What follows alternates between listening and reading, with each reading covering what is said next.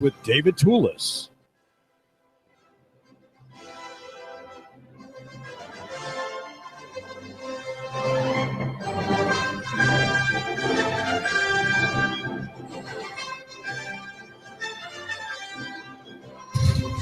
The frights of Halloween are in evidence all around us, in billboards, in draped ghosts on trees in the neighborhood, and pumpkins and goblins. And Chatter magazine, in its next to most recent edition, has a Shop of Horrors story with the lead in the article describing a mass murderer who claims, or who had claimed for him, 100 lawless slayings. My name is David Tulis, and we are here at AM 1240 Hot News Talk Radio. Halloween is not so much what I think about this week, but more so the Reformation in Europe in the 15 and 1600s, which was by the histories marked by the hammering of the theses of Martin Luther on the door of the church in Wittenberg, Germany, in which he questioned the Roman papal system of church government, a system that had come to absorb almost all of Christendom and impose upon it do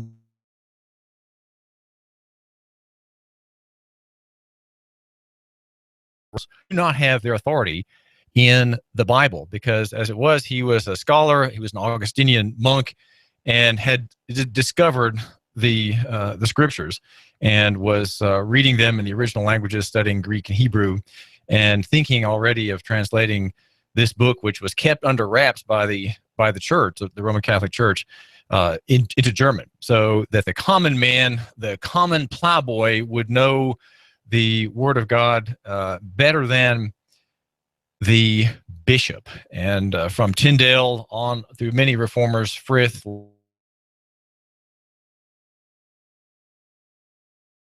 and minds of those in Christendom, largely in Europe, the Reformation affecting all the countries of Christendom at the time: Germany, Italy, Switzerland, France, England, the Netherlands, and elsewhere. There, even in wretched Spain, there were glimmerings of understanding that came at that time. So the Reformation is what I am thinking about, particularly certain aspects of it that are, you might say, a nerve upon which people are standing today. And this interest in the Reformation and its doctrines of, you might say, democratic government under law. These are concepts which here in Chattanooga and Hamilton County, we profit from. We profit from them insofar as they are genuinely lived out and genuinely respected by those in authority, and as well as by those under authority. And of course, the Christian scriptures do have a view of inferior, equals, and superiors, and it has a view that there is such a thing as lawful government, and that term in the literature is often described as the civil magistrate or the magistrate, and he has a ministry before God of the sword, just as the church has a separate, distinct, non-confused ministry of grace, the ministry of the word. And so these are two separate ministries that envelop the life of the average man, like you, my listener, and me. We are subject to two ministries, both of which are serving us, and as the Christian scriptures teach, glorifying God and bringing about the growth of God's kingdom and the expression, you might say, the expression of God among His people, which is one of grand expansion. It is, you might say, a spiritually offensive force that is going through history and working toward a culmination, a final conquest of man, not by sword, not by force of arms, or torture, or bombs, or AK-47s, but by the power of the Holy Spirit. The scriptures teach by propositional teachings, if you will, to people who listen and are, and have their minds and their hearts changed by by this spiritual transformation. It's called the new birth. So that's the Reformation, and I've been thinking about that, and particularly because it touches on the ideals of the Reformation touch upon, you might say, remaking the world, and the world is being constantly remade in the direction of, you might say, godly government. And we could say that that's a government that understands the concept of equity. Equity is the great idea that even we could admit, even modern democratic governments, even statist governments, pretend at least to recognize, pretend at least to be striving toward. Though I think the modern state has no connection with government anymore at all. It is a separate, all-consuming system, which is in a long process of self-destruction. We're seeing signs of it now, and we've been seeing signs of it. Well, I guess probably since World War I, when we had Total War I, and Total War II. And well, my name is David Tulis, and I do thank you for giving me a couple of minutes of your time here at AM 1240 Hot News Talk Radio. We are sponsored by Nooganomics.com, the website for the man who matters. Clearly not a popular website.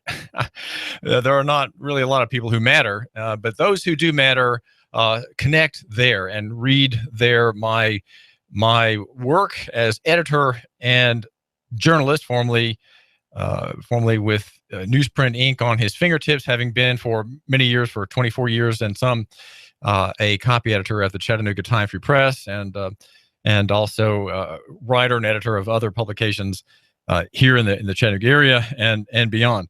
Well, there's a story that I hope will continue. It is about the family of Commissioner Greg Beck that was besieged, if you will, on Wednesday early in the morning, when the family members were getting ready to go out for the day's work. And it was part of a roundup by multiple police agencies, as the news accounts tell us, in which there were, in the end, 30 arrests or so, 50 warrants served, and other so-called victories of the police system. And Commissioner Beck tells me that his granddaughter Jessica Riley was thrown aside as police charged through her door on Wednesday morning, the house being owned by her grandfather, Greg Beck, the county commissioner. And she was harassed by a woman officer who kept demanding of her, look at me. Are you not Tierra Tony? This being a woman for whom police had a warrant for arrest on a minor offense, a misdemeanor theft offense. And so there was a search conducted. There were at least 8 officers on the premises of this house in East Chattanooga. And there was this very noisy confrontation. The children screaming, they're in the background weeping for their mother. Police officers on the upstairs going through things, as far as we know from Greg Beck, in the basement conducting a search as well. Of course, there's no warrant to search the house, only to search and obtain this person. And here they were arguing that she, in fact, Jessica Riley, is Tierra Tony, who is, by the police description, 5 feet and 11 inches tall, while Mrs. Riley is a short 5'2". So Commissioner Beck is indignant. He's outraged, and was very glad to speak with me about this, telling me what he knows. Of course, in court that would just be hearsay. It's not a legal record in court, but he is very concerned about this breach against his family members in his house, right? His house, the one he owns, and there is an interview. If you go to Nooganomics.com, you can read his description of what happened, and that is, you might say, the half of it. The other half is discussion that he had with me, your host here, David Tulis, about the idea of warrants and how it is that access is granted. And I asked him, should not Mrs. Riley have said, no, you do not have access, you cannot enter this house, and the question of entry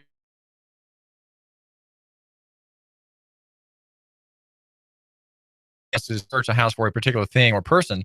If the 2 officers are bullying, as Commissioner Beck said, bullying this woman in her front room, insisting that she is the woman they're looking for, right? The woman they're looking for, pictured on a photograph. And do they have to search the house if they think they've got her right there? Where she finally said, "Well, I'm not her. I'm not this woman you're looking for, and you are confused and mistaken." Finally, the police force this group of this very menacing group of people seeking to enforce the law, right? Finally left. That is something that you can read about at Nooganomics.com. There's also two accounts of this task force event at Chattanooga.com, which kind of the appearance of this story there alerted me yesterday to try to find out more about this this incident, this breach of the public peace. Well, we are going to today look at marketplace reforms and how the marketplace, the free market, always brings solutions where state solutions, where bureaucracies, where the administrative perspective, right? The administrative perspective controls. Now, if you want to read a great little volume on bureaucracy, go to you can find it. I think you can find it online and even download it. The work of Ludwig von Mises, and it's called Bureaucracy. It's about 80 pages. It's a terrific explanation of the frame of reference of bureaucrats. They are rule bound. They always look to the rules, supposedly, and there cannot be anything valuable that's created by bureaucracy because they do not look ahead. They always look back, and they're always tracing their steps. They're always covering their tail ends, and the bureaucratic system, while it pretends to seek efficiencies, pretends to offer new services, new improvements, new guarantees, and the like, it really is incapable of doing that. There's a story at Tennessean.com this morning, the Tennessean newspaper, about how Obamacare is suffering bureaucratic, you might say bureaucratic gout. And the headline says, Obamacare showing signs of distress. Well, yes, we know that. It says this is writer Richard Cowart. The vaunted Obamacare success story is showing early signs of fracture. The lead says structural developments around the Affordable Care Act, insurance cooperatives, and risk corridors are foreshadowing serious questions around health reform built upon a foundation of government-subsidized health insurance. We're going to look at how the marketplace here in Chattanooga and Hamilton County is providing alternatives that are in fact cheaper, and you can be enslaved through insurance, through your employment, where you have an insurance window. You cannot get in or you cannot get out outside that window, that may be 2 or 3 weeks per year, and still you may be trapped in insurance right now, but you can get out of it, and you can be trapped in it for a period and still find solutions in the free market. The marketplace is the response to interventionism, and interventionism by government, by you might say the civil magistrate, right? That party that the Reformation said has a duty before God. That authority can't serve in lieu of the marketplace. It can't buy administrators, planners, blueprints, and presentations before so-called stakeholders. It cannot provide available services, good, that are broad, that are sweeping of that particular industry, nor properly priced. Without the marketplace, you can't know what anything is worth. We're going to hear about how that works here in Chattanooga and Hamilton County. Now, about the Reformation, there is I've got a bunch of great books to mention. I'm not going to be able to get to them, but one that you should note is A Defense of Liberty Against Tyrants, written by a Huguenot Frenchman.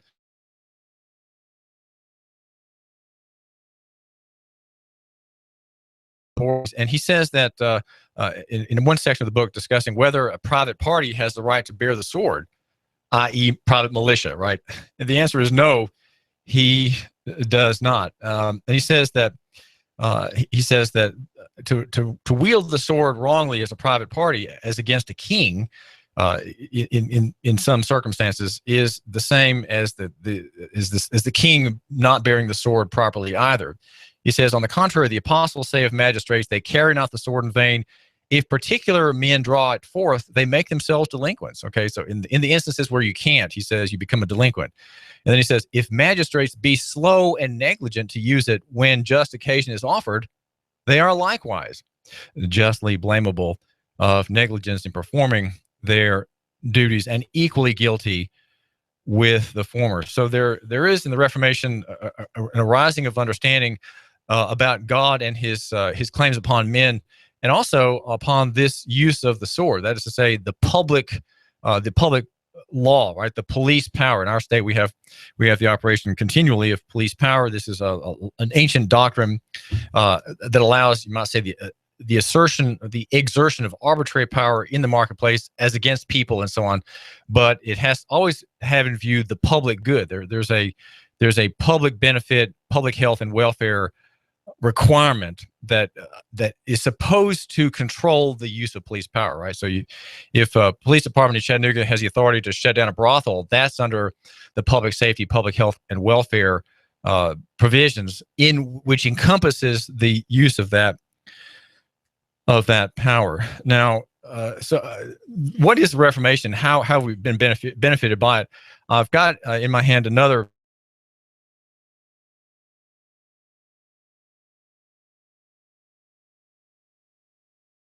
Daubigny, a Frenchman, wrote in French. He also wrote in very, very good English, and he's the preeminent historian of the Reformation. And he has there are a couple of sentences I want to just read you that tell about what the Reformation, what was at stake at the Reformation, which is celebrated Saturdays, right? You can celebrate Halloween if you want, but what matters really is the Reformation. He says, let's see, this is in discussion about the monasteries in England. The monks began to tremble. Faith in the religious houses no longer existed, not even in the houses themselves. Confidence in monastic practices, relics, and pilgrimages had grown weaker. Okay, remember the time of the medieval period. The timbers of the monasteries were worm-eaten. Their walls were just ready to fall, and the edifice of the Middle Ages, tottering on its foundations, was unable to withstand the hearty blows dealt against it. By what? Well, by people who had discovered the scriptures.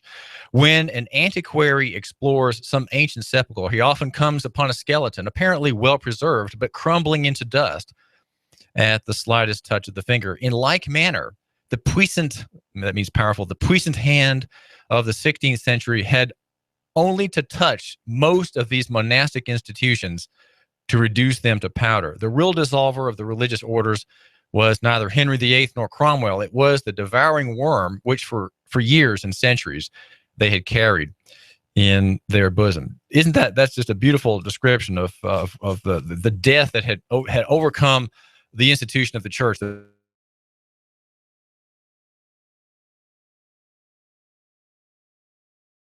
Before God, the marketplace, right?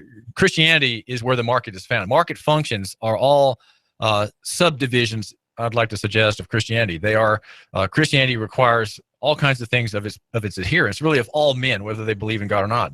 It imposes a duty upon them, and so we are interested here at AM 1240, Hot News Talk Radio, and how that works. And I would say the goblins of Halloween, in a way, are a picture of what you have if you don't have the Reformation, if you don't have the heritage of the Reformation. If you don't have what we could say the Protestant argument for reform, if you don't have that Protestant argument for reform of the church of that day, which was the Catholic Church, you have all those horrible pictures in Chatter magazine and along billboards on Hicks and Pike, and in Ottawa you see them, and in Saudi Daisy also celebrations of the macabre, celebrations of devouring ghoulish monsters that are all about consumption, right? They're all about consumption of the innocent by the guilty and the wicked. Those are pictures. Now, I mentioned monsters, and I want you not to fret. If you go to the website Nooganomics.com, again, that's the website for the Man Who Matters. So maybe you should go there. But there's a story there that I offer with some apologies. It's about the idea of intervention and state intervention. In warfare, you have perhaps the greatest form of state intervention, a total intervention, a total exercise of power, not clothed with velvet gloves. And in Iraq and Afghanistan, there are monsters that we have created. We, the Yankees, have created monsters, and they are monsters that are helpless in a way. They are monsters that are malformed. They are malformed just as the American economy, the national economy, is malformed by what's called financialization. That is to say, the pyramiding of debt, speculative borrowing, speculative investments, loan guarantees, all kinds of crosshatched promises and bets and subterfuges, which are financial. They are financial. They are non-productive of assets. They do not produce wealth. They do not produce the growth in the economy that we'd like to have. They do not do that. This sector consumes about 25% of the national economy. I'm pointing out, and so we need to be concerned about local economy. What can we do here in Chattanooga with local economy to improve ourselves, our situation, as this system collapses? It will collapse, and it's going to cost you half of your net worth. The essay that I have out there has these horrible photographs of monsters. These are monsters. They are innocent people. They are innocent people who have been converted into the most terrifying human shapes that you could imagine, worse than any ghoul on a billboard in Hickson. This is David Tulis.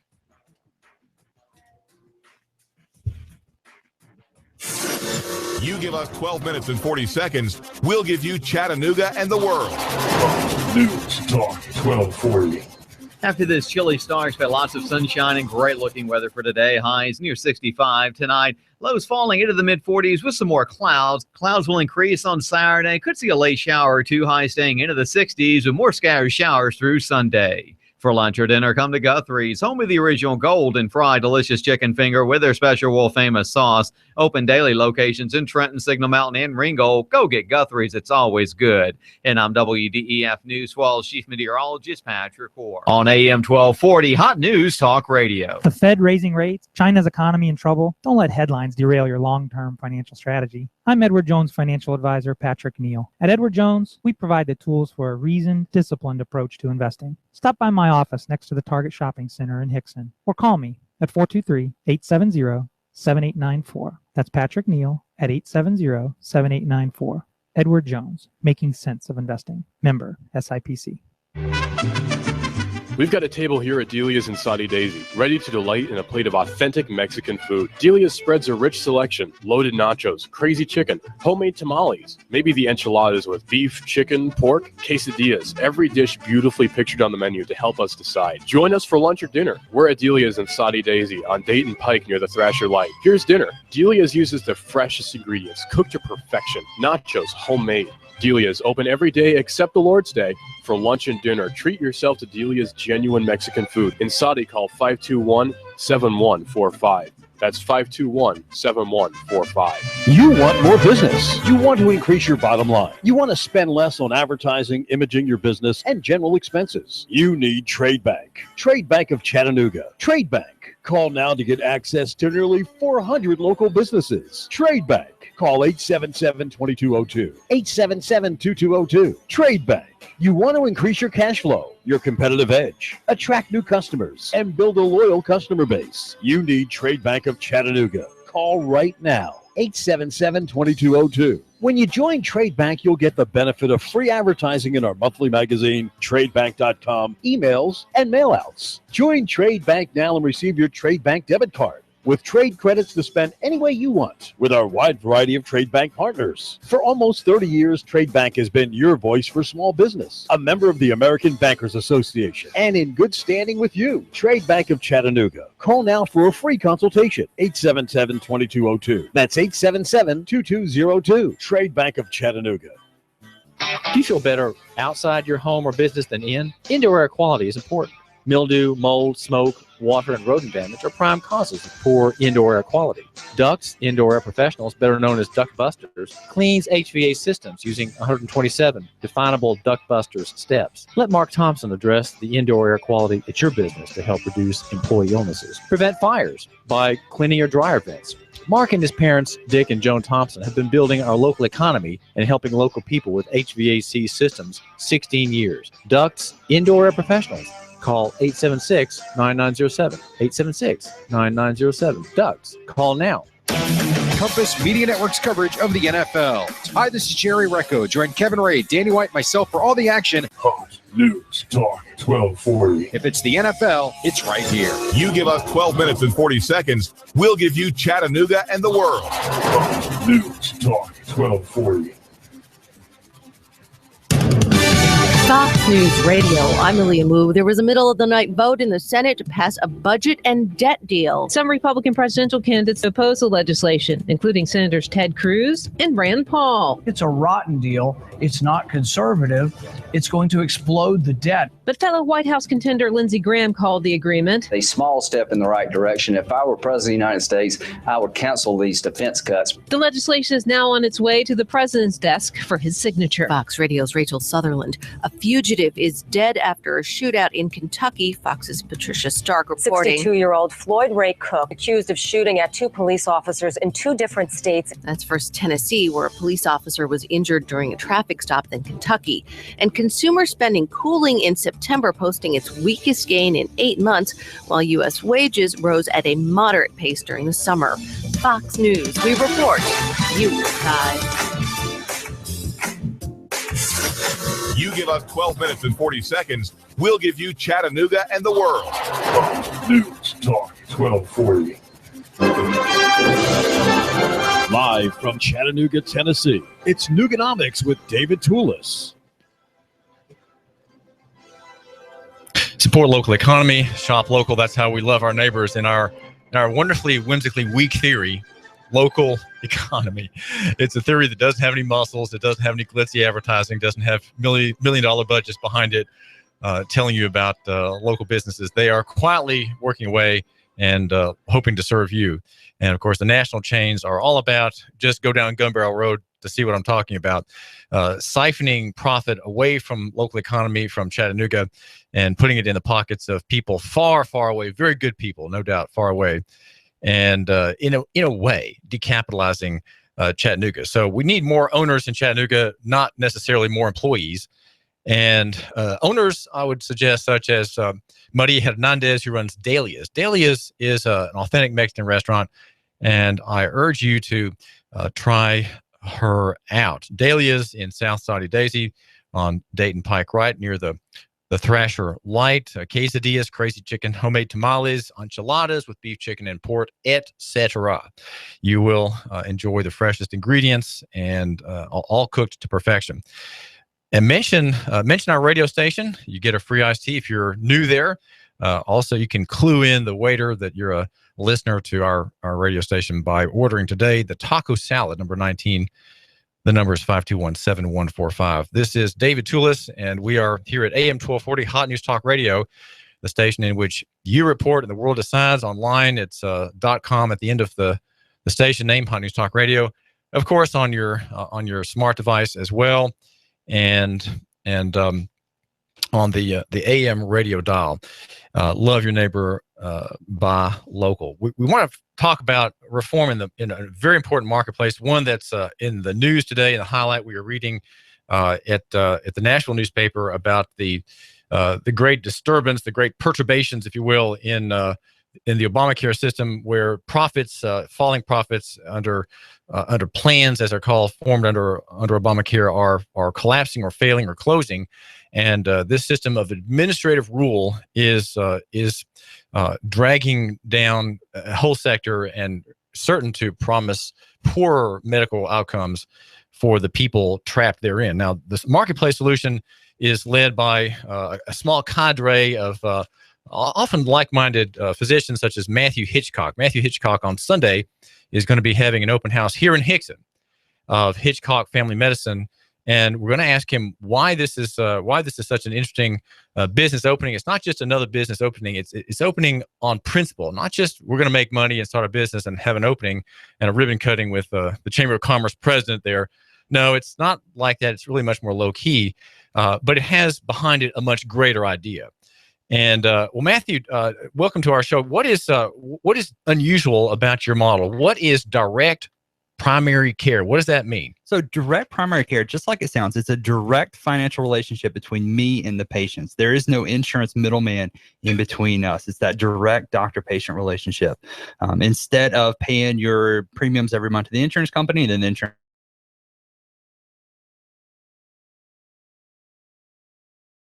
membership model where you pay a flat fee every month and you can come in and see me as much as you need. If you have to see me every single day, you come in and you see me every single day. Well, how does that work? How much does it cost, let's say, for a family I'm a family of 6. I've got 3 at home right now, wife and son and husband. What would that cost me? So it's a really simple age-based fee. So every month you pay $55 to $100 a month, depending on your age, and then $10 a kid. So if you're anywhere from 18 to 44, it's $55 a month. 45 to 64, it's $75 a month, and 65 and up, it's $100 a month. And like I said, kids are only $10 each. And why is that a rational arrangement of prices? And for that, as you get a little bit older, I mean, most people are finding the warranty starts to run out, and you come in to see the doctor more and more. So for that, the older folks are probably going to come in and see me a little bit more, so they're paying a little bit more for that. And the younger, healthy folks, they probably won't come in and see me except for the occasional sore throat or cut hand. They're paying a little bit less per month.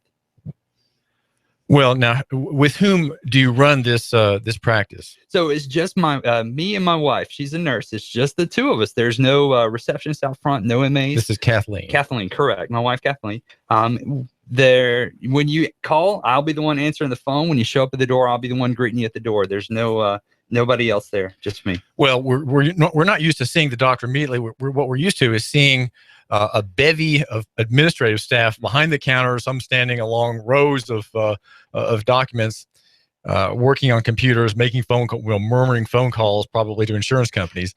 You don't have to have a big staff. I don't have any of that. With this, I see about a patient an hour, so that's plenty of time for me to meet my patients at the door, to take their vitals, to actually talk to them. None of this. You tell the same story to 10 different people as you go through the healthcare experience. It's just me and, like I said, my wife Kathleen to help me out. Well, Matthew Hitchcock, describe what the standard practice is today. Let's just pretend for a second that you have old-fashioned ideas. In other words, you have the ideas of most oppressed people in your profession. What would your business look like? What would your staffing look like? What would your routine go like every day? So, for this, it starts with, trying to call and just schedule the appointment in the first place. And typically you'll find that their next open appointment is well after you're already better, a week or two from now. I'm sorry you're sick today, but, the doctor's next appointment is next week. And then by the time you show up and you wait in the crowded waiting room for about 15 to 20 minutes, if you're lucky, and then you get called back by the first MA, the staff there, medical assistant, to take your vitals and take your first story and get you in a room. And then the doctor breezes in. You get maybe 5-10 minutes with a doctor if you're lucky, and who has his back to you typing on the note so that they can do the note appropriately to submit to the insurance company to get reimbursed. How many bullet points of information are in their note so they can charge this level of visit and all of that. And then you get out the door and you have to go to the pharmacy, wait in line again at the pharmacy with your insurance, and all of that to get your prescriptions, and then kind of go on about that. And good luck having your follow-up appointment. Why do doctors feel they have to have such a turnover in patient? Why so little time, and why the long hurdle to get to that interaction? Well, so for every visit that when a patient comes in to see the physician, the insurance company pays a set amount for that. And every year, insurance companies have pretty consistently been paying less and less to the physicians for each visit. So the only answer for that is to make more widgets and to have more patients per hour as you come through. And on top of the staff that you see in the office there, the medical assistants, the front desk staff, there's a load of folks behind the scenes that you don't see, the billers, the coders, the business managers, all of those people are, just to facilitate billing insurance, for that. Why do doctors' offices have to have business managers? For that, because it's crazy trying to run an office and actually bill insurance, because you don't get paid for several months before that. You have all this overhead and all these expenses and all of these moving parts in it, just so that you can bill insurance and keep things going. And by cutting out the middleman and simplifying everything, I can offer a much, much better value for everything. So insurance imposes a cost, the staffing cost, and because you have so many staffers, or a practice, not yours, but a general practice would have so many staffers, there has to be a business manager. And so the business component of let's say Matthew Hitchcock's practice is larger, right? But of course now you've rejected the legacy model of medicine, and you don't have a staff assigned just to paperwork shuffling and coding. Correct. My software handles all of the billing behind the scenes, so I don't have to worry about any of that.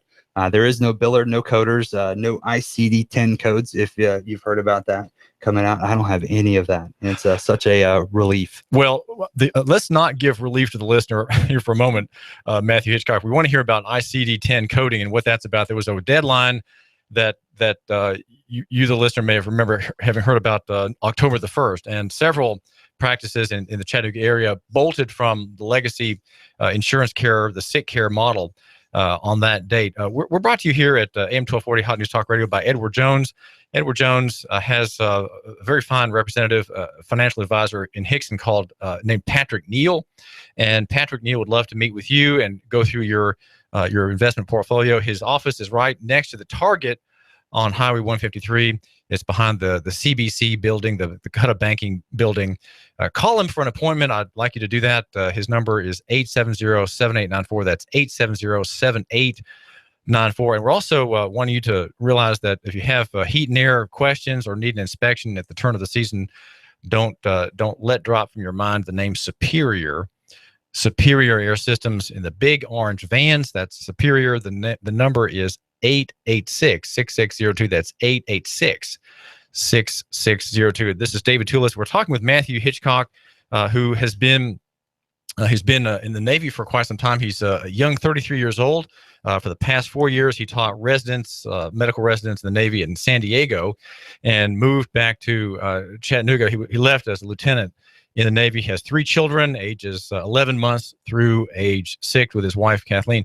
Why did you come to Chattanooga, Matthew? Well, this is home. This is where I grew up. So I just wanted to come back to where I call home. For this place.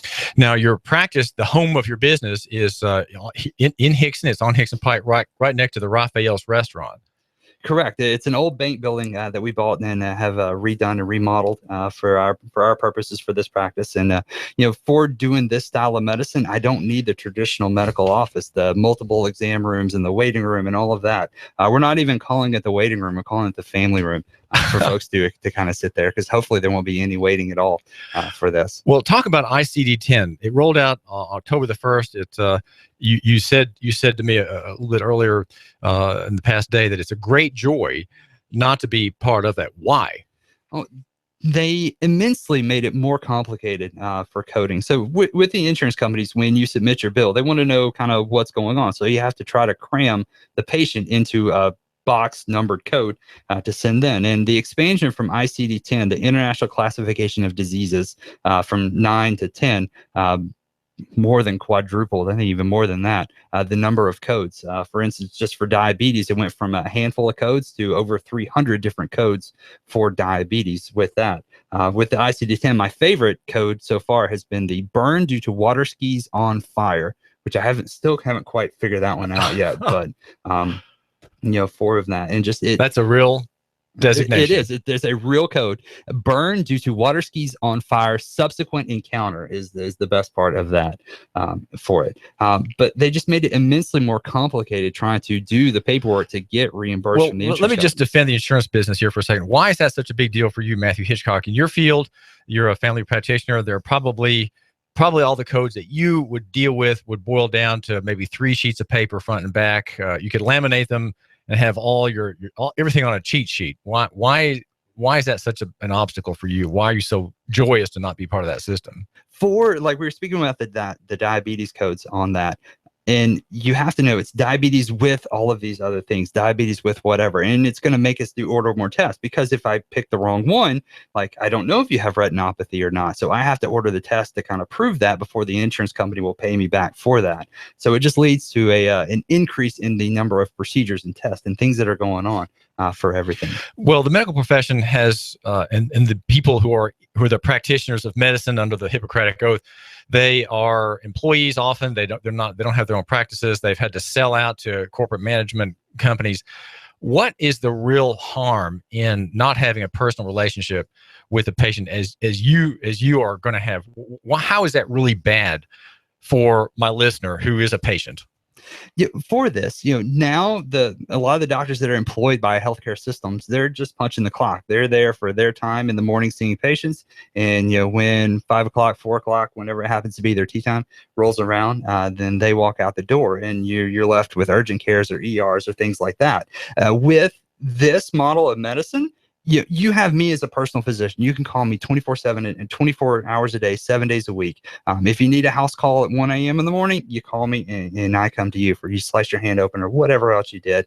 I will come to you and take care of you for that. There's none of this. It's not my patient, not my problem. You can call whoever's on call for that. What if my listener, a potential patient, is obviously new to you, and he calls you at 9:30? If he calls you at 9:30, your phone rings and you say, "This is Dr. Hitchcock." Okay, what happens then? Then we'll have a conversation over the phone. It might be something simple that I can take care of over the phone, and I will be happy to do that. In the regular insurance world, you really don't get paid for anything that you do over the phone. That's not face to face. So that's why the doctor a lot of times say, "Hey, come on in and see me," or whatever. This I might be able to take care of it over the phone at 9 o'clock at night. Or if I can't, let's say you're having your pre-bedtime snack and you slice your hand open, I will come to you and sew you up with that, and no extra charge, no extra fee on that, just for that flat monthly fee that we talked about earlier. That's it. Is there? This is Matthew Hitchcock's practice is Hitchcock Family Medicine. Is there this is cash business. Now, what does cash mean? Does cash mean credit cards, debit cards, checks, Federal Reserve note, green rectangles? And that's question one. And question two, is there a discount for prepay? Massive prepay, let's say for a whole year. Well, we can talk about that. It's however you want to pay me for this that is paying me directly. My software is set up basically to bill your credit card, debit card. Actually bank accounts are coming here pretty soon every month, just like a gym membership. And then also have that on file for the other incidental stuff. So in addition to that monthly fee for the things that I can do in the office, I've worked out tremendous cash price deals, wholesale prices with labs, imaging companies, and then for medication as well. For the labs, it's actually incredible. The normal cost for a complete blood count, say you're sick and we're worried about your blood count, checking for infection, it's anywhere from $40 to $80 depending on the lab and the company that you're going through. I got them down to $1.80 cash up front for that. And it's huge. A thyroid test, say we're worried about your thyroid, it's normally in the $140 range. I got them down to about $8 for that. Now, what you're telling my listener is that this price on this lab test, like let's say a couple of bucks, not $80 or $75, but $2. You're saying that this is the real market price for that service. Correct. Why is the $70 bill not the real market? Well, because price? the lab company, everyone has to bill the insurance along the way. So I have to have my billers and coders to pay for it. The lab has to have their billers and coders to pay for it, and then wait a couple of months to get reimbursed for it. And it's just all that added expense as you move through the system for that. And I cut that out and offer the lab companies cash up front. Their machine is just sitting there. So let's get the math down here. Your price for a lab, the typical lab you mentioned, it being $2 versus let's say it's $80 for one through insurance. The insurance price is 4,000% more, right? Correct. It's 40x, which is 4,000 times. Is that correct? That's correct. Is that the right math? Yeah. I'm a former newspaper editor. I don't do math. It sounds about right. And it's crazy how much that added layer of bureaucracy in there, adds to the price. And to boot with that, it's really not a free market if you don't know how much things cost. I challenge most people to go to your doctor's office and ask how much something costs, and most of them will have no clue how much any of this costs. So, how is it that cost is an economic principle? How is it that cost determines availability? For this, with the cost of that, like for the labs, the lab company has the machines just sitting there. It's costing them money just sitting there. They want to run samples on it. They want to actually use that equipment. By me paying them cash up front to eliminate all of the headaches of them having to bill and wait for everything, they are willing to offer me, like you said, that huge discount for all of this. Well, are there possible defections among other doctors in the Chattanooga area toward at least partially using your model? Could some doctors say, "Hey, Matthew Hitchcock, I've got a real problem here. Can I go through you to get a discount?" Is for there that a possible business availability I here? would love to help other physicians kind of come to this model and realize that they can work for themselves. They don't have to work for anyone else, for this, and kind of switch over to this model for it. For this, I've negotiated these prices for my patients. And the folks that want to come join me, for these other doctors, I can I would love to help them do the same thing for their patients. All right, my listeners just joining us, explain in a nutshell, Matthew Hitchcock, the Hitchcock Family Medicine model in Hickson, in a nutshell, how does it work? And what's the elevator speech that you can give my listener about why your local economy model is really far better than the established legacy bureaucratic model? It's a simple monthly fee, every month that you know in advance how much it's going to be. There's no surprises on that. You pay me every month, and I'm your personal physician. Hour-long appointments, house calls, my personal cell phone to call 24/7 if you need it. And like I said, anything I can do in the office is included at no additional charge. EKG, stitches, any of that. Now, you're not a quack or a man who's in one of these parallel medical fields, right? You're a genuine doctor. MD, medical doctor, University of Tennessee, and board certified in family medicine. For that, I am the typical doctor that you would see in a normal doctor's office. I decided I was done with the current system, and I wanted to do something on my own, a little do-it-yourself healthcare reform, if you want to think about it that way. Do-it-yourself healthcare reform. That's that's my listener. Think about that. That's kind of local economy on the whole. That's local economy writ small in this one profession. But doing it yourself, there are many things to say, and I hope you can hear Matthew Hitchcock and say, well, how can I take that idea, that concept, and expand it in my field, right? In your field. Well, all right. So there's this personal connection. Why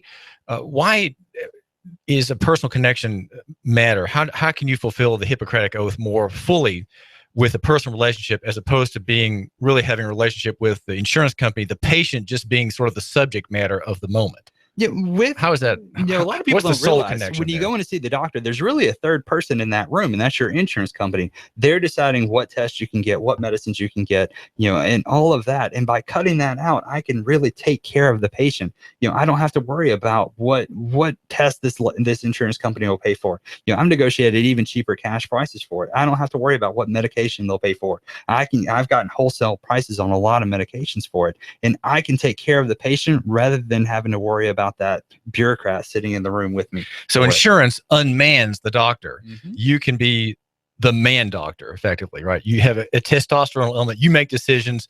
You're out there kind of on your own, making decisions, helping the patient, and not constantly looking over your shoulder and consulting and begging approvals. Exactly. I don't have to go try to get a pre-approval for whatever test we've done. We have stepped away from them and gotten an even cheaper cash price. So for most people, that nowadays you see that high deductible plan. So even if I did want to go out and get an MRI on you for whatever ails you, then that whole cost is going to come to you because you haven't met your deductible yet for the year. But I'm getting it for 10% or less than kind of what that standard price is to insurance. Well, how does medicine connect with the soul of my listener? For this, like I said, in the past, medicine was personal. You had your personal physician who cared about you, and you weren't just a medical record number amongst 3,000 other charts that they had. They knew you, they knew what was going on with you, and they could take so much better care of you that way. And by letting the people in suits, the bureaucrats and the number crunchers, those healthcare administrators, kind of into the equation, we lost something about that in medicine, and I'm trying to get back to that, back to where it was truly just a doctor-patient personal relationship. All right, Dr. Hitchcock, tell my listener just quickly what's happening Sunday. There's an open house. Give the address, the website, and other pertinent information. Correct. So Sunday afternoon from 2 to 5, we're having a drop-in open house at our new office there on Hickson Pike, 3875 Hickson Pike. We're just right near Ashland Terrace for that.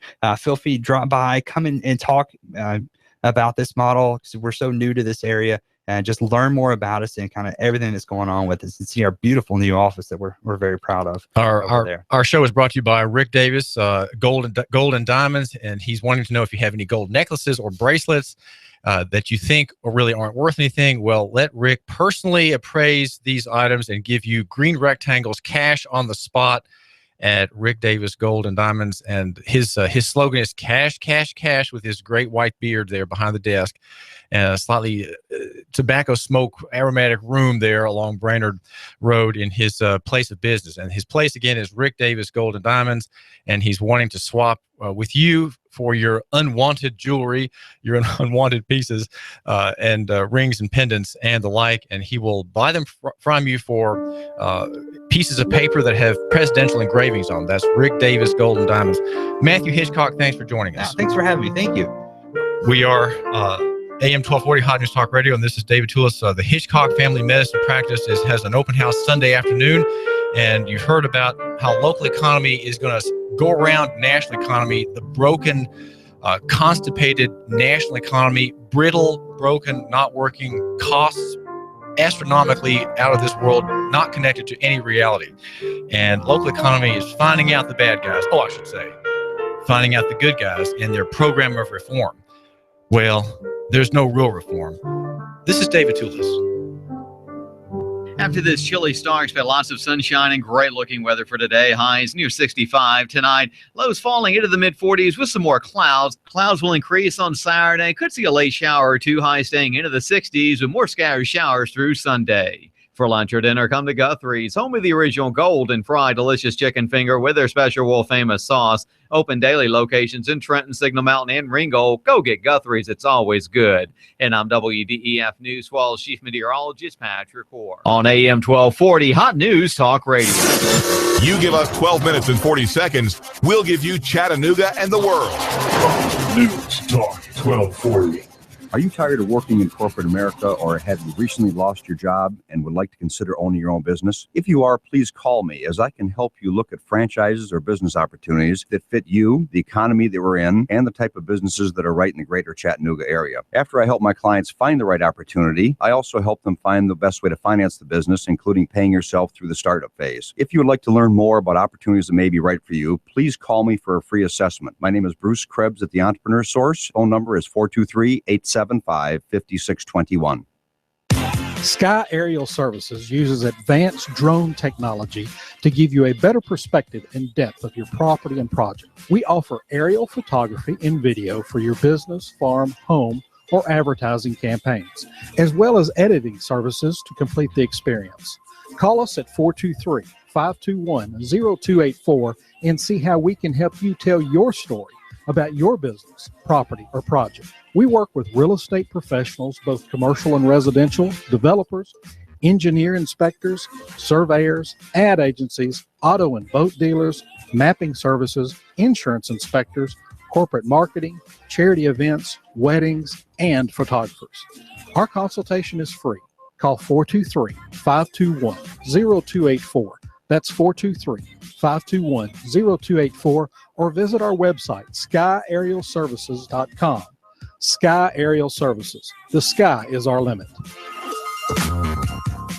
Cell Surgeon, an affordable quick fix for your smartphone and tablet in the Northgate Mall next to Old Chicago Pizza. We do the best quality work. We have the best customer service, the most competitive prices around. Cell Surgeon, a painless operation to fix your sick device. Well, if you have a cheap charger or something that's not really designed for your phone, it can mess with your battery. It can actually fry your phone. So you need to make sure you have a quality product that's going to be designed for your phone. Cell Surgeon, your smartphone doctor is in the house at the Northgate Mall next to Old Chicago Pizza. If you charge it in the morning and, by noon, it's at, 50% under normal use. That means your battery's pretty much dead. And once you've reached that point, it starts to deteriorate. Cell Surgeon, call 423-668-0100 or go to cellphonerepairchattanooga.com. We do free estimates. If your phone's not working properly, bring it in. We're happy to take a look at it and diagnose it and see what we think is wrong with it at no charge. Most phone repairs can be done in 30 minutes or less. Cell Surgeon, an affordable quick fix for your smartphone and tablet in the Northgate Mall next to Old Chicago Pizza. Don't take it in the bathroom. Don't ever put it in your back pocket. And don't charge your phone while you're sleeping. Cell Surgeon, an affordable quick fix for your smartphone and tablet in the Northgate Mall next to Old Chicago Pizza. Call 423-668-0100 or go to cellphonerepairchattanooga.com. That's cellphonerepairchattanooga.com. Cell Surgeon, your smart device doctor is in the house.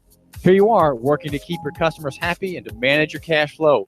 IRS problems are the last thing you need, but here they are, flapping about you like vultures. Get help from Eric Pelton and his team of accountants at E.J. Pelton Company. Audits, letters, proposed return changes, 1099s, penalty threats. Pelton Tax Resolution Services brings peace of mind and helps you keep more of what you've earned. EJPelton.com. Offices on Brainerd Road and in Saudi Daisy, just north of the Bilo. That's E.J. Pelton. Call 622-3156. Think ahead, 622-3156. Here comes Stay Alert Heart Jr. He's got third. He's going for second. Earnhardt going for the lead. The NASCAR Sprint Cup Series is on the Motor Racing Network. Fox News Talk 1240. Hear it live on the Motor Racing Network, the voice of NASCAR. Check it out live on Chattanooga's official NASCAR radio station. Fox News Talk 1240. If the South would have won, we'd have had it made. I'd probably run for president of You give us 12 minutes and 40 seconds, we'll give you Chattanooga and the world. WSDT Sunny Daisy, Chattanooga. CBS News, I'm Frank Settipani. We have breaking news about a powerful storm that's on the move through Texas, causing serious damage in at least two small towns near San Antonio. Downtown D'Hanis, Texas, took a punishing blow. Pretty much everything is gone. Post office seems to be the only thing that survived. Randy Brown is the sheriff in Medina County. There was one mobile home that was blown off the blocks and trees down. There's power lines down all over the place. Heavy rain forced the police to close some roads in the area. The Bexar County Sheriff's Office, as well as other first responders, are dealing with a number of high water issues this morning. Sheriff spokeswoman Roseanne Hughes, there's no word yet on casualties. Overseas, filmmaker Roman Polanski has dodged a legal bullet. CBS News correspondent Gary Nunn. A court in Krakow, Poland has rejected a request by the U.S. to extradite Polanski, who pleaded guilty 38 years ago to having sex with a teenager during a photo shoot in Los Angeles. The next steps in the case are unclear, though. The decision could close the case in Polanski's favor if the U.S. does not appeal, but an appeal, if successful, could make Polanski's extradition a possibility. Gary Nunn, CBS News. The Federal Bureau of Prisons is starting to release thousands of non-violent offenders. CBS's Paula Reed has that. More than 6,000 people will get an early release from federal prison as part of an effort to ease overcrowding and correct for harsh drug laws. 1/3 of the inmates getting released are non-citizens. They will be turned over for possible deportation proceedings. The law caught up with Floyd Ray Cook a few hours ago. Cook, wanted for shooting a police officer, died in a shootout with state troopers and a U.S. Marshal in Burkesville, Kentucky. State Police spokesman Billy Gregory. There's a feeling of relief that it is over, that the community's safer now, just because we found it. A local woman was getting into her car when she came face to face with Cook. I said, oh my God. And my brother said, what is it? I said, it's him. And I said, I turned around real quick and I ran away. A school bus driver in the Des Moines suburbs has been charged with assaulting a special needs teenager who was acting up. CBS's Elaine Quijano tells us other students use cell phones to record what happened between the boy and driver Robert Scarborough. Get up here. You can see on the video as the student throws an object at Scarborough. He walks towards the student and, according to police, grabbed the special needs student by his jacket, pulled him out of his seat, and struck him in the face. Say that to me.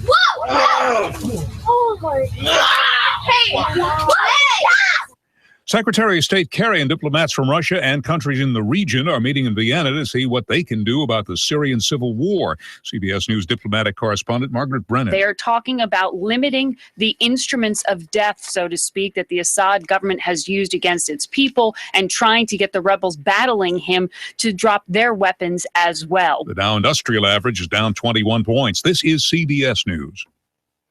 Are you paying too much for term life insurance? I'm Jim O'Connor, independent life insurance agent specializing in term life insurance. There's been a price war between the major life insurance companies. If you've had your term life policy more than 2 years, you may be paying too much. For example, a male age 45, non-tobacco user issue preferred best, $1 million of coverage is only $56 a month guaranteed level for 10 years. Or a male age 50, non-tobacco user issue preferred best, $500,000 of coverage is only $91 a month guaranteed level for 20 years. The life insurance industry is going through exciting changes. Make sure you're not paying too much for your term insurance. For new or replacement term life insurance, call for a free quote. 800-799-0903. That's 800-799-0903. Don't pay too much for your term insurance. Call 800-799-0903 or visit my website at term22.com. That's term22.com. Rates based on standard underwriting and may vary by state. Another inmate has been freed from the prison camp for suspected terrorist at Guantanamo Bay. CBS's Larry Miller has the story from London. Never charged or tried, Shaker Amr, the last British resident held at Guantanamo, was released after heavy campaigning by the UK government. Amr, in U.S. custody since 2001, was cleared for release 8 years ago. Campaigner Andy Worthington. The only threat that he poses is because he can so eloquently explain the horrors of Guantanamo and the war on terror. Amr claims he was tortured while in U.S. detention. Larry Miller, CBS News, London. The police chief in Huntington, West Virginia, believes he's found a surefire way to fight prostitution. In the next few days, the police department will begin posting the pictures of men convicted of solicitation on electronic billboards. The chief says research suggests that publicly outing men who solicit prostitution will discourage others from doing it. Frank Sedapani, CBS News. Hi, folks. Alan Thicke here. For some time now, I've been on. You give us 12 minutes and 40 seconds, we'll give you Chattanooga and the world. News Talk 1240. Live from Chattanooga, Tennessee, it's Nooganomics with David Tulis.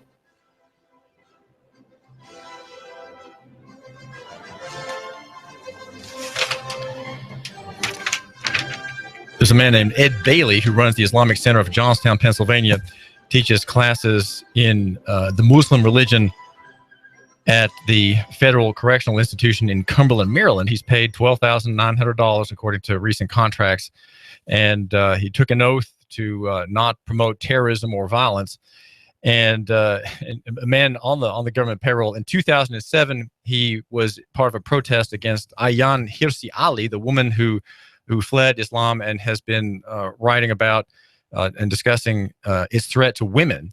And he threatened her and suggested that she be slain, that her life be forfeit because she is critical of Islam. And of course, being critical of Islam is simply saying what its results are in society and among human relations. And Theo van Gogh, the grandson, I think, of the famous artist, was slain in 2004 for making a movie based on a script that Ayaan Hirsi Ali wrote, and so we make note of this interesting marketplace development where you have people of discernment funding those of discernment, right, and having them parlay their ideals in and among prison. Prison is a place where Islam grows very, very strong. There are very strong loyalties made there, and many men and women emerge dedicated to the principles of there is one God, and his name is Allah, and Muhammad is his prophet, and everything else that does not agree with that must fall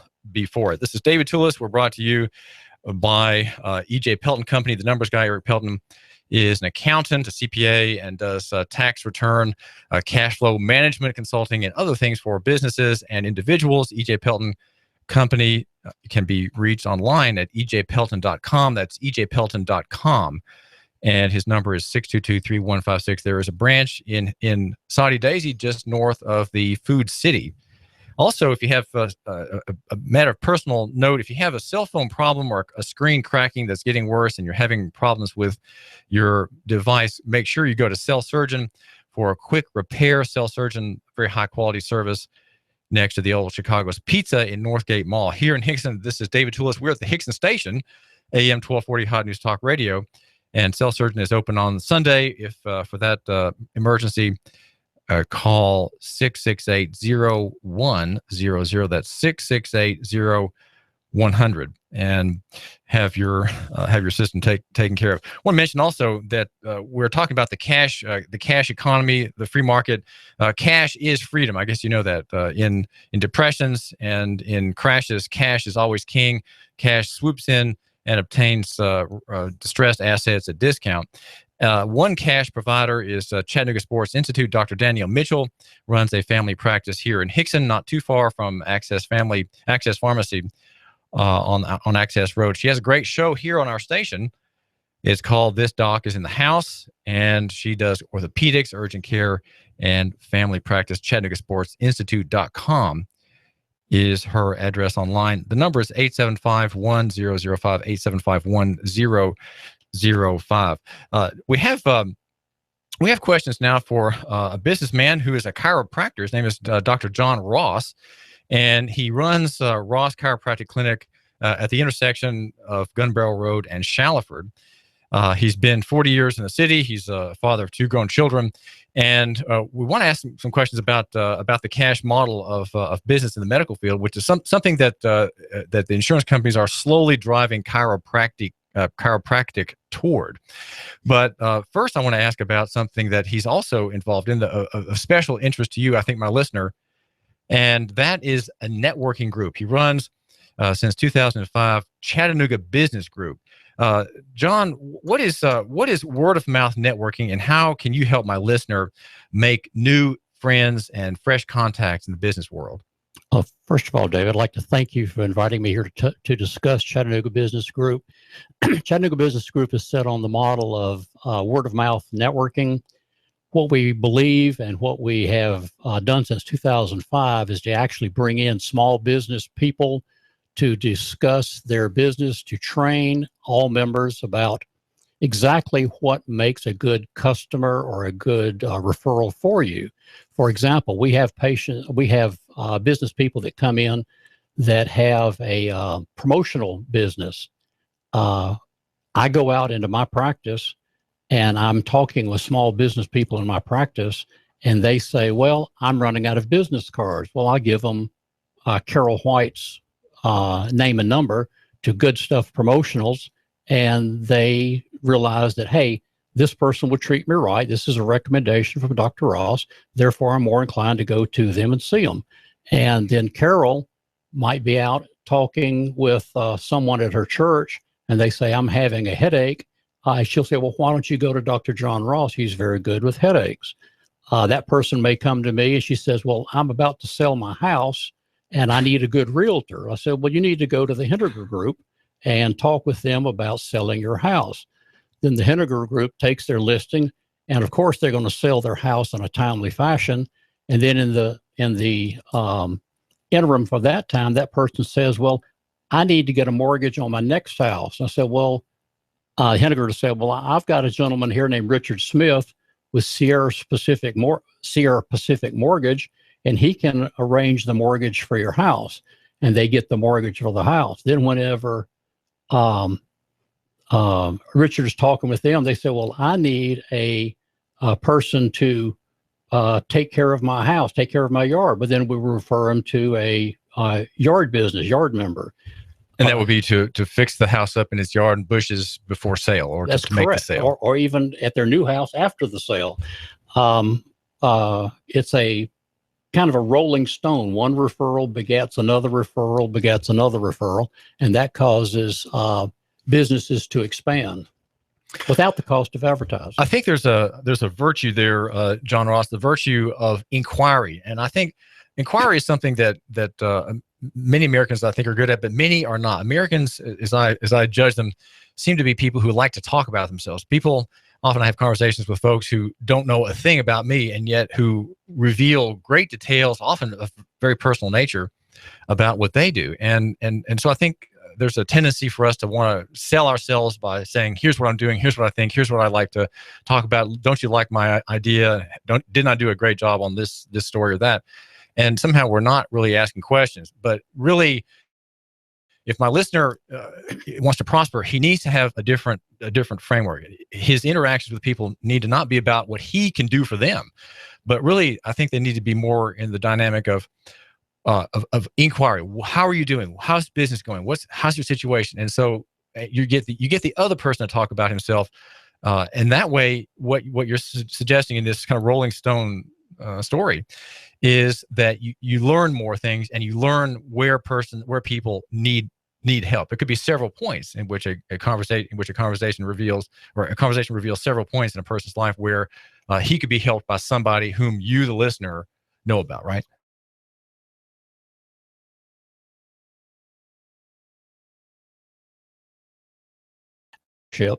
They have got to, first of all, inform the remainder of the members what kind of business they have, what's the working relationship they have with their current customers, and they have to build up a rapport with the members. The key on word of mouth networking is not so much me giving you the referral, is for me to have the confidence that when I give you the referral, you're going to take care of that person adequately. Right, because when you make a referral, when you say to a business associate or a customer or a client, I know someone who can help you, your name is on the line in a way, right? In your business with that, exactly. That person. The person I'm doing the referring to has got to make me look good for doing the referral, or I'll be nervous about making more referrals to them. Because if it looks bad to the client, it looks bad on me. So a lot of the effort in word of mouth networking is building up the rapport with the members so they know that, hey, you're going to do what you say you're going to do. You're going to take care of my client. Because you're taking care of the client, you're taking care of me. Well, I think the question the listener has at this moment is, where does your get-together meet and how often? We meet every week because business occurs every week. We meet at Wally's Restaurant in East Ridge.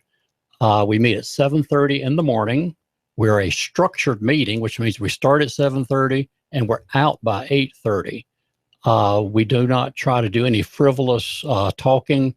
It's a matter of coming in, having each member describe what kind of business they're looking for. Each member, each visit gets a minute to describe what they're looking for. 2 members each Tuesday get to give 10 minutes to talk about the specifics of their business so that we can understand that, hey, we've got a roofer here, Ruth Vincent, that does CBR roofing. They can work not only on the roofs, they can work on metal roofs, they can work on shingles, they can work on numerous types. They do businesses, they do homes, where before we might not realize just how involved their business is. It's a learning process by both the new business and the existing business members. We'll say something about some of the other members right now in Chattanooga Business Group. Well, we've got E.J. Pelton, who I believe is one of your advertisers there. He's there with E.J. Pelton CPA. We have Chad Lee with Capital Financial Group that can help you with your investments. We've got Rich Dwyer with Send Out Cards, which is an outstanding way for you to take care of, stay in communication with your existing clients. We have Stephen Kulik with Liberty Mutual Insurance to handle all your car and auto needs. We have Daniel Toller with Absolute Plumbing, who can obviously help you when the times get bad. We've got Scott and Janet Henniger with Keller Williams, the Henniger team. We've got David. Where's their office?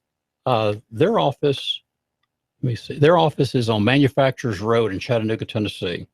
And that is that the residential and commercial? He does primarily residential. But that actually brings up a good point. Here he is with a business on Manufacturers Road, which is on one side of town, and we're meeting on the other side of town in East Ridge, yet he's getting quite a bit of business from us because of its networking, and the effect is to spread all over the city. It's not just localized to East Ridge.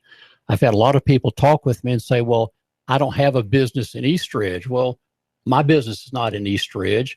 Most of the other folks that are in this networking group are not in East Ridge either, but it's a matter of a total city coverage that brings on the business we're looking for. I was talking with a businessman the other day, John Ross of Chattanooga Business Group, who told me that the river, the Tennessee River, is a psychological barrier.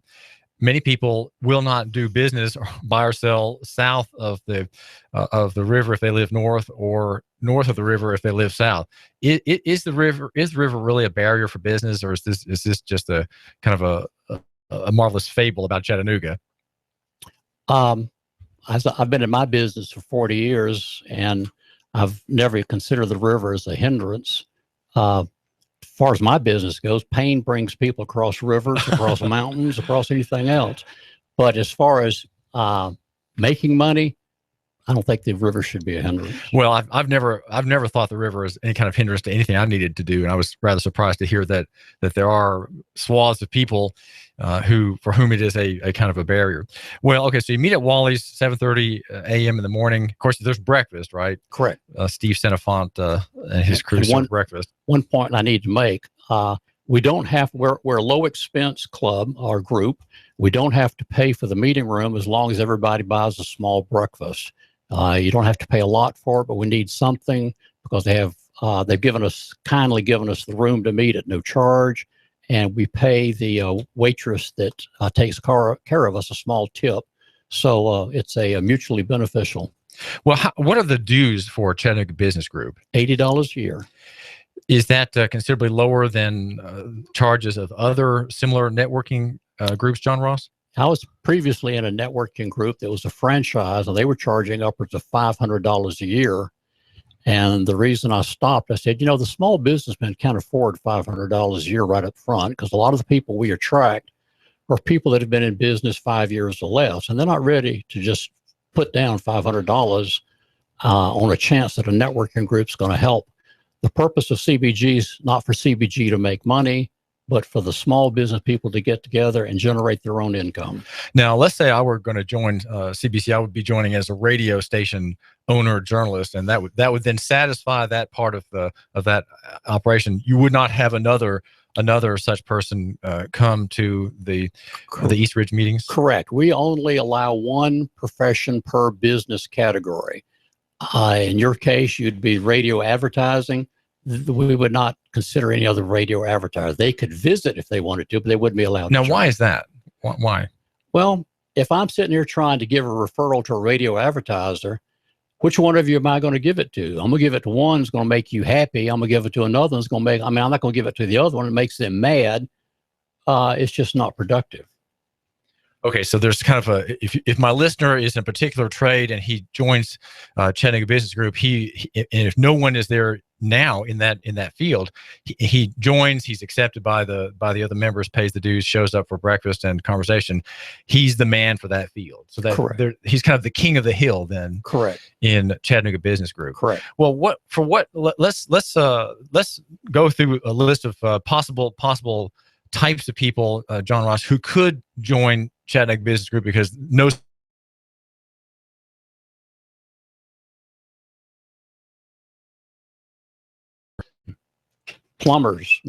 electricians, contractors, rock workers,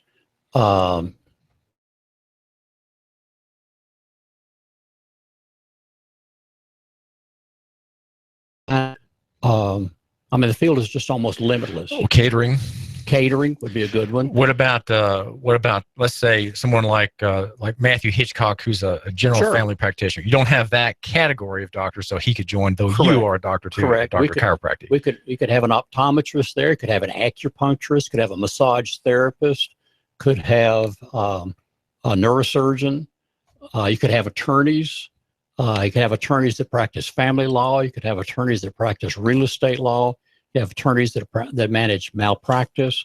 There's divisions within fields that we try to be very specific about. But often attorneys say, well, they can do anything. So they may specialize, say, in real estate, but they can handle trials. They can handle driving cases. They have to declare. Each profession has to declare their business, and we express to them that if you're an attorney, you have to be an attorney for PIs, you have to be an attorney for work comp, you have to be an attorney for real estate. Can't cover it all. Now, if he's the only attorney there and that business happens to come in, that's fine. But if another attorney comes in with that specificity, then it's limited. You're strictly by one category, and this attorney is a different category. You are a chiropractor, John Ross. Talk about the cash model of business in the medical field. Your field is retreating for some years now from insurance reimbursements. You are kind of being forced into the cash model, but the cash model since October the 1st has been in view of my listener. It's seemed to be very attractive. It keeps costs low. Talk about that medical practice model for a second. Regardless of what we're wanting, even in the chiropractic profession, we're being pushed more and more into a cash model. It's just a matter of time till chiropractors generally just drop insurance altogether so we can get out from under the thumb of the insurance industry that's forcing us to do things or not do things. I have patients that come in with a $15,000 deductible. They don't have insurance, but they're paying the premiums as if they did. And if they go into major catastrophic health, then they still got to come up with $15,000, and the insurance companies pays what's left over. I'm trying to explain to patients that, you need to take care of yourself, which is what I like to say. We come in, we like to get them before they start hurting so they don't have the degenerative changes in the spine that causes surgery in the future, that causes disability in the future. We'd lot rather treat it now and take their lumps now as far as having to pay for it, and then actually save money in the future by not having the problems that the others are having.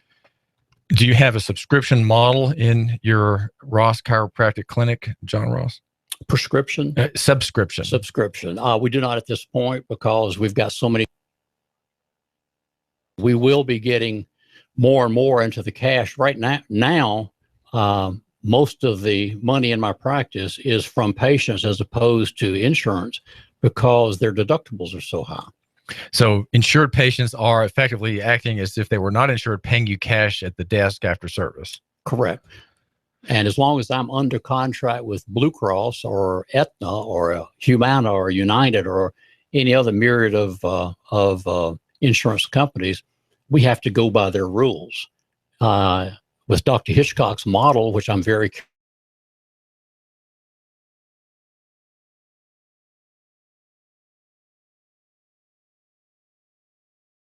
now, once they've had a certain number of visits, then all of a sudden we have to start asking for more visits, and they give them to us 1 to 2 visits at a time. And someone in Nashville somewhere is making a decision where this person that's hurting, they don't need care, or maybe they do need care, or they don't need that much care.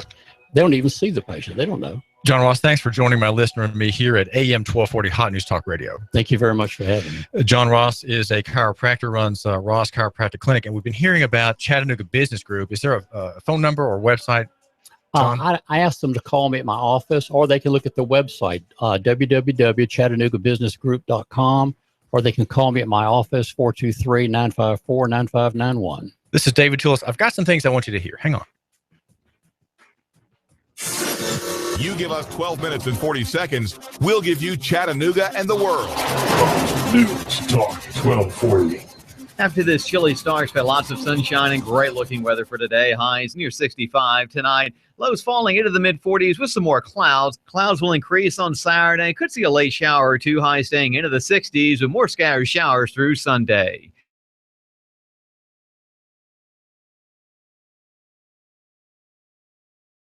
Open daily locations in Trenton, Signal Mountain. Get Guthrie's and I'm WDEF News 12 Chief Meteorologist Patrick Ward on AM 1240 Hot News Talk Radio.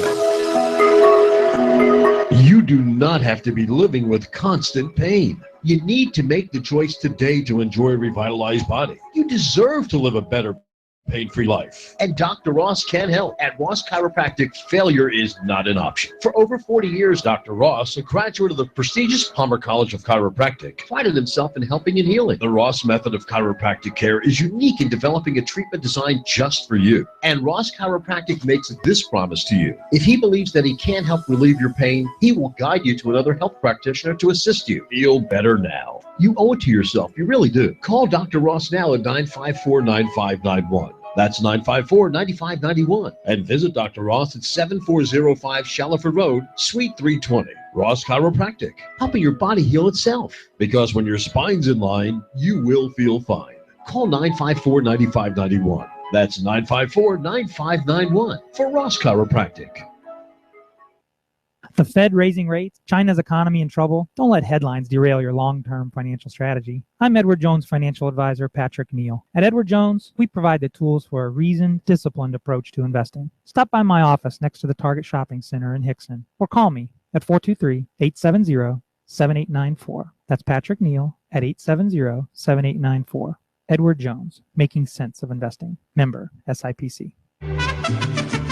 We've got a table here at Delia's in Saudi Daisy, ready to delight in a plate of authentic Mexican food. Delia's spreads a rich selection, loaded nachos, crazy chicken, homemade tamales, maybe the enchiladas with beef, chicken, pork, quesadillas. Every dish beautifully pictured on the menu to help us decide. Join us for lunch or dinner. We're at Delia's in Saudi Daisy on Dayton Pike near the Thrasher Light. Here's dinner. Delia's uses the freshest ingredients, cooked to perfection. Nachos, homemade. Delia's open every day except the Lord's Day. For lunch and dinner, treat yourself to Delia's genuine Mexican food. In Saudi, call 521-7145. That's 521-7145. You want more business. You want to increase your bottom line. You want to spend less on advertising, imaging your business, and general expenses. You need Trade Bank. Trade Bank of Chattanooga. Trade Bank. Call now to get access to nearly 400 local businesses. Trade Bank. Call 877-2202. 877-2202. Trade Bank. You want to increase your cash flow, your competitive edge, attract new customers, and build a loyal customer base. You need Trade Bank of Chattanooga. Call right now. 877-2202. When you join Trade Bank, you'll get the benefit of free advertising in our monthly magazine, tradebank.com, emails, and mailouts. Join Trade Bank now and receive your Trade Bank debit card with trade credits to spend any way you want with our wide variety of Trade Bank partners. For almost 30 years, Trade Bank has been your voice for small business, a member of the American Bankers Association, and in good standing with you. Trade Bank of Chattanooga. Call now for a free consultation. 877-2202. That's 877-2202. Trade Bank of Chattanooga.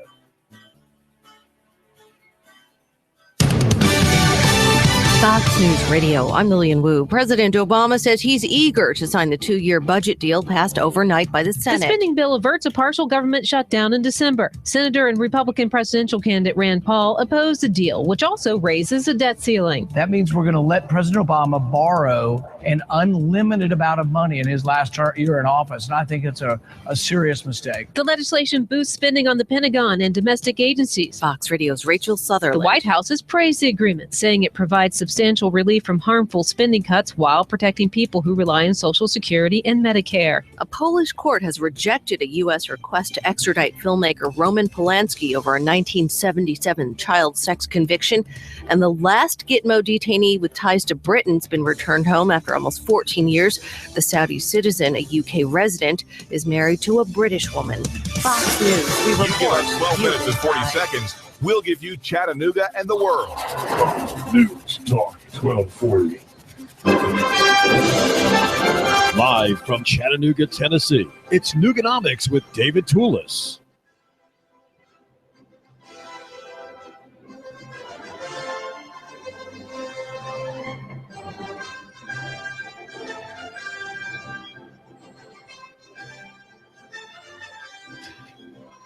In a slight obeisance, a slight bowing to the calendar and the celebration of Halloween on Saturday, I post at Nooganomics.com a brief essay on the question of interventionism and financialization, and I do that with a you might say a shift, maybe you could call it a non sequitur that draws attention to the very idea of interventionism. And the greatest interventionism, the greatest abuse, you might say, of its power and authority by the state is war. Modern nation states have their existences based on really the sole purpose of them is warfare against other nation states who see their primary duty of mitigating offenses against themselves, righting wrongs among other countries, and sending troops afar. Forces of invasion, settling grievances among themselves, and the like. And the photographs are of the fruit of American intervention in Iraq and Afghanistan. And you say, well, David, there's no connection between financialization and which is the creating of monsters in the marketplace. There's no connection between them and monsters either for Halloween or monsters created by distortions of DNA. There really is no connection. But I'd like to suggest that there is. Charles Hugh Smith has a great quote about what financialization is as an economic concept. It is where we have, because we don't have honest money, we don't have constitutional coin and currency, and the federal government has allowed itself the privilege of printing money, effectively, of granting itself endless credit. Especially, you think of the raising of the debt ceiling by the Republicans and the Democrats, both together, the single party, the duopoly.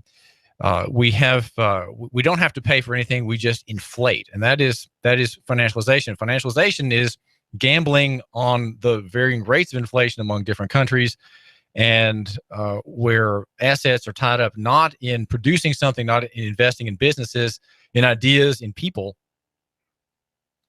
but in making bets at the Futures Casino in Chicago and elsewhere. Smith says that financialization, he's got some big words, but I think if you hear him, you'll understand what he's saying.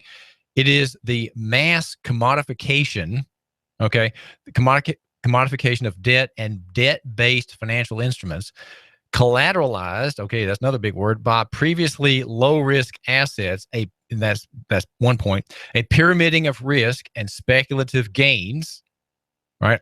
Possible only in a massive expansion of low-cost credit and leverage. So in a low-cost, when credit is cheap, as we have it now under ZIRP, zero interest rate policy, and NIRP, no interest rate policy, right? Or I should say NIRP is negative interest rate policy. You have ZIRP, now we have NIRP, the prospect of NIRP, the idea being floated about of charging people to hold their digital value in banks. That's called negative interest rate policy. That's something that's ahead as the banking sector tries to create inflation that registers at every point at 2% or more, and of course debasing the value of your money. So financialization, this cancer, this monster in national economy, is the commodification of debt, the turning of debt into a commodity, as if it were hogbacks, gold, land, or apples, making their way from California to Chattanooga.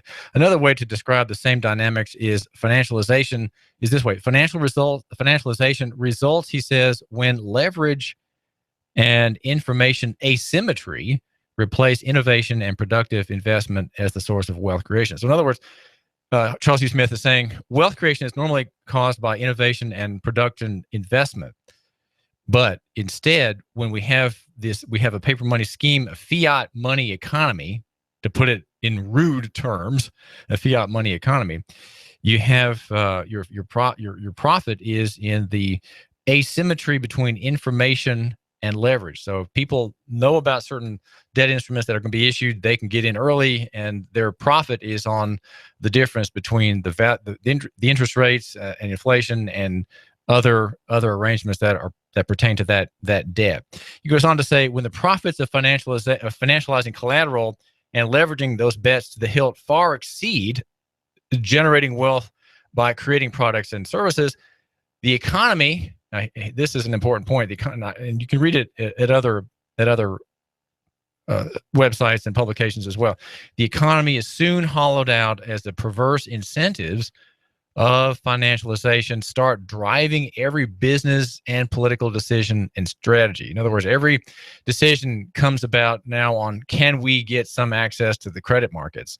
Can we, by the fact of information asymmetry, come out ahead of somebody who doesn't know as much as we do, right? Who doesn't have the right connections, who's not aware of some debt issues, some bet being sought, some merger and acquisition that we're going to create by borrowing the whole of it, right? By having two companies that are profitable, but we're going to borrow $6 billion to make a merger happen, right? Why would you have to do that? Well, someone's making a killing, as David Stockman describes in his very important economic history, The Great Deformation, and other free market-oriented writers are reminding us. And these are monsters. And if you go to Nooganomics.com, read my disquisition on this point, and just look. I'm not going to say what you're going to see, but you're going to see monsters that are souls with bodies. These are souls with bodies, and the bodies are remarkable to behold. And we are guilty as a country of genocide. We are guilty of something far worse than 9/11, if we are to believe a 2006 long study, a long paper published by globalresearch.ca, the Canadian alternative academic website covering news and internet and geopolitics.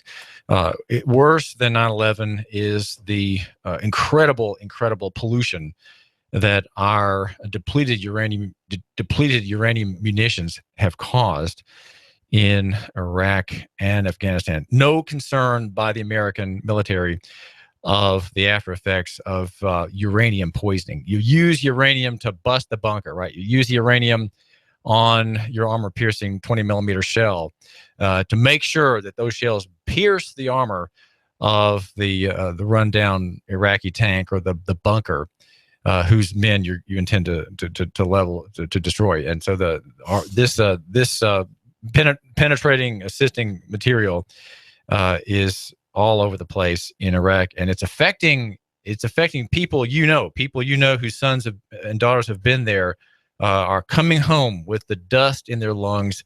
They're coming back with uranium poisoning, and there's little that we can do about it. I mentioned the monsters also because it's Halloween is celebrated tomorrow, and also another great event, one that has an effect here. And I'm not sure how to get to everything I wanted to say about it, but the Reformation is marked Saturday when Martin Luther, the Augustinian monk, hammered his theses against Roman Catholic polity, if you will, on the door of the Wittenberg Church in Germany. And that event is said to be the catalyst of the Reformation. The Reformation had been actually working in the works by the power of the Holy Spirit for decades, even a couple hundred years, if you think about some of the earlier pre-Reformation reformers. What the Reformation brought about is a recovery of the Scriptures and a recovery of liberty, and religious liberty, and the Word of God itself, which is, of course, the life of man. Christianity teaches that the Scriptures that are God's revelation to man, His enunciated promises to men, and His requirements, His expression of His requirements of men, and a history of a peculiar people, starting at the very first human being, a record of those of that lineage. That system of life and thought is bringing about a reformation of the whole world. It's a long-term process, and it is continuing to expand around the world. Though Islam, if we read the news accounts, Islam seems to be checking it at every point and bringing it to naught. But these, of course, are just appearances based on the news. The news doesn't really control everything. There's a story at Jihad Watch by Robert Spencer, who's a writer of several noted books on Islam, and the headline is Islamic State schools ban math, music, philosophy, history, French, and geography as incompatible with Islam. And the story quotes a man named Abu Abdullah. According to the Islamic State, there are no other states besides theirs, and so you can't have a map showing. Even if you show Islamic State's control, you can't show other states on the map because that implies that there are other states. And if we are members of the caliphate and love and care for it dearly, we admit no other state, no other nation. And so to even have a map of other countries implies that there's another reality, another system of thought, of history that somehow stands against us. And we know as members, as faithful Muslims, ordinary Muslims who are now making war against everybody, we know that there are no other systems of thought, and these cannot be recognized. It is heresy. It is heresy to even consider the idea that a map would show other countries. And under penalty of fines and arrest, parents of the East Deir ez-Zor town of Mayadin, for example, must send their children to IS-run schools in a Pakistani-style uniform of long-sleeved shirts and trousers, reported the local media campaign. Deir ez-Zor is being slaughtered silently on Monday. It's some kind of web site. Math, philosophy, history, French, geography are all banned. That began in 2014 under Islamic State in schools in Deir ez-Zor and Al-Raqqa, which are corrupted by non-sturdy Muslim thinking. Well, the Reformation is continuing apace, even though we are seeing weaknesses of it in our country. And I wanted to try to get two things kind of down. One is the death of John Hooper. John Hooper was a martyr, and he was a bishop, and he was tried and examined by I think King Henry VIII. I'm not remembering exactly under which king he was hounded and harassed and degraded and condemned. He was led through the city. This is from Fox's Book of Martyrs. And remember, this is a faithful Protestant. This is a man who believes in sovereign grace, in the government of God, and the necessity of men to subject themselves to God as revealed in the Scriptures. Right? That is a God who's eminently kind, gracious, and patient with sinners, who's personally known, who does not simply extend his power by his will, as does the Allah theorized by the Muslims. God does not just have a will; He has a person, and Christianity expects everyone to have a personal relationship with this God, right? This God through His Son Jesus, who was the God man 2,000 years ago. As Christ was tempted, so they tempted Bishop Hooper, and then maliciously reported that he had recanted the place of his martyrdom being fixed at Gloucester. He rejoiced very much, lifting up his eyes and hands to heaven and praising God that he saw it good to send him among the people over whom he was pastor, there to confirm with his death the truth which he had taught them. So in other words, by God's providence, he was to be executed by burning among those in his own parish. So think of the gripping effect of that. A man who taught you for years to love the Lord Jesus and to die to yourself and put others first, make other people successful, place God first overall, and worship Him in humility and fear and reverence. That man is going to be now put to death for teaching you those things in your town square. So it goes on. The narrative goes on. He was led forth, and many thousand persons were collected, as it was market day on February 9, 1555. All the way being straitly charged not to speak, and beholding the people, he mourned bitterly, who mourned bitterly for him. He would sometimes lift up his eyes toward heaven and look very cheerfully upon such as he knew.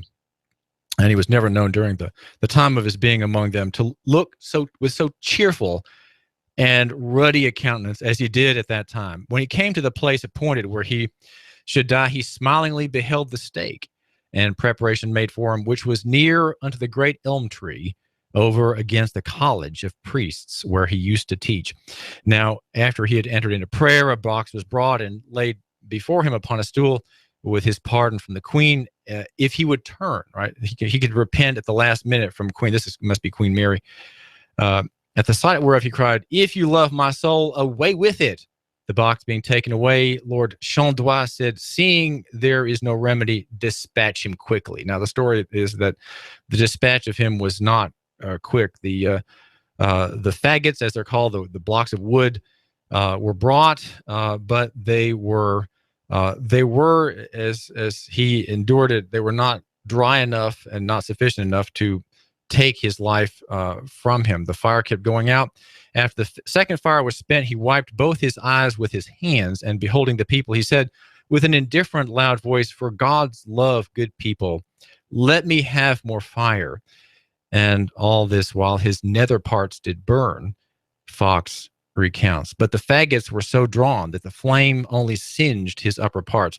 The third fire was kindled within a little while, which was more extreme than the other two. In this fire he prayed with a loud voice, "Lord Jesus, have mercy upon me. Lord Jesus, receive my spirit."